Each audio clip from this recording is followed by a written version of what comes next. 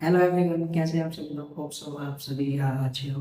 तो यार बहुत सारे एस्पिरेंट्स होते हो मुझे डीएम कर रहे थे इंस्टाग्राम पे कि सर एसएससी स्टेनोग्राफर के बारे में एक वीडियो बनाइए कि स्टेनोग्राफी क्या होती है और स्टेनो का क्या काम होता है। तो आज मैं वही वीडियो लेकर आया हूँ। तो सबसे पहले हम बात कर लेते हैं कि स्टेनोग्राफी होती क्या है। Stenography is the art of right something in short hand. ठीक है, इसे हम ऐसे समझ सकते हैं जैसे सपोज करो आपका ऑफिसर आपको कुछ इंग्लिश में लिखने के लिए दे रहा है। वो बोल रहा है अपनी स्पीड से, और आप वो जितनी स्पीड से बोल रहा है आप उसे तुरंत नहीं लिख सकते। तो इसीलिए स्टेनोग्राफी बनाई है। जब ऑफिसर बोलता है आप उसे शॉर्ट हैंड में लिखते हैं और बाद में आप उसे टाइप करके ऑफिसर को देते हैं। स्टेनोग्राफी हिंदी और इंग्लिश दोनों में होती है, और मिनिस्ट्रीज में आपको स्टेनोग्राफर हिंदी वाले भी मिलते हैं और इंग्लिश वाले भी मिलते हैं। तो अब हम बात कर लेते हैं कि स्टेनोग्राफर का ग्रेड पे क्या होता है। मिनिस्ट्रीज स्टेनोग्राफर ग्रेड डी और स्टेनोग्राफर ग्रेड सी दोनों की भर्ती कराती है।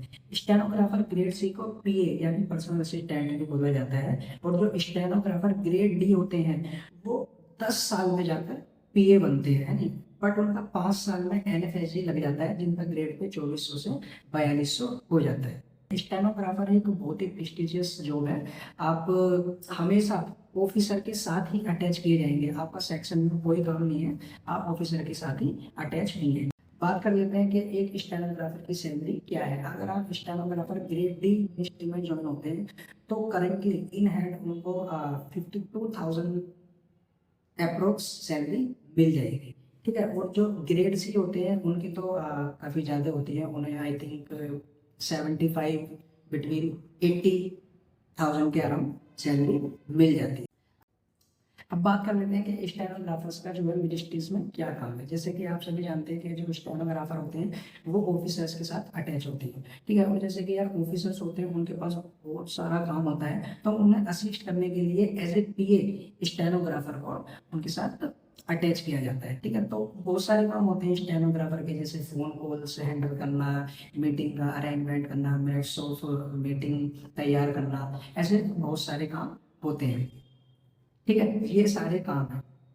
अब बात कर लेते हैं स्टेनोग्राफर के एग्जाम के लिए। ठीक है, स्टेनोग्राफर का जो एग्जाम होता है उसमें क्या होता है, दो पार्ट होते हैं। First is written test and second is skill test. ठीक है, जो रिटन टेस्ट होता है वो 200 मार्क्स का होता है, और उसी के बेस पर ही आपकी मेरिट बनती है। जो स्किल टेस्ट होता है वो क्वालिफाई नेचर का होता है।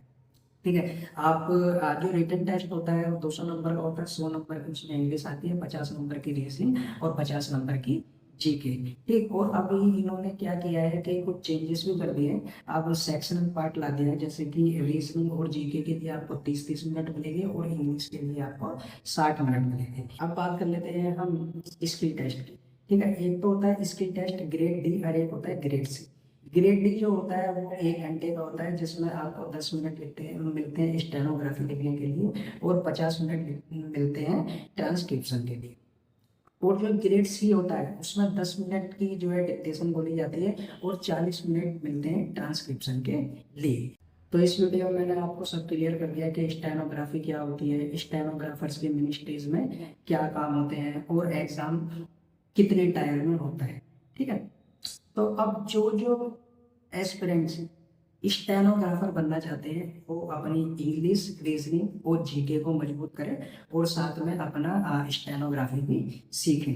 ठीक है, और जैसे कि आपको पता है कि स्टेनोग्राफर 2026 की जो वैकेंसीज है वो निकल चुकी है, और एग्जाम जो है उसका जुलाई और अगस्त के मिड में होना है। तो मैं उनको बनवाना चाहता हूँ जो एस्पिरेंट्स जिनका बेसिक कंप्लीट हो चुका है, जिनका इंग्लिश भी कंप्लीट हो चुकी है, रीजनिंग भी कंप्लीट हो चुकी है, और जीके भी अच्छे से पढ़ रहे हैं। तो उनके लिए बस मैं यही कहना चाहता हूँ, आप कुछ भी नया पढ़ना बिल्कुल बंद कर दें। आपने जो भी पढ़ा है आप उसी को ही अच्छे से रिवाइज करें और मॉक टेस्ट लगाना स्टार्ट करें, और मॉक टेस्ट को एनालाइज जरूर करें। क्योंकि अगर आप एनालाइज करेंगे तो आपको अपनी छोटी छोटी गलतियां सुधारने का मौका मिलेगा, जो एग्जाम में आपको बहुत ही फायदेमंद होगा।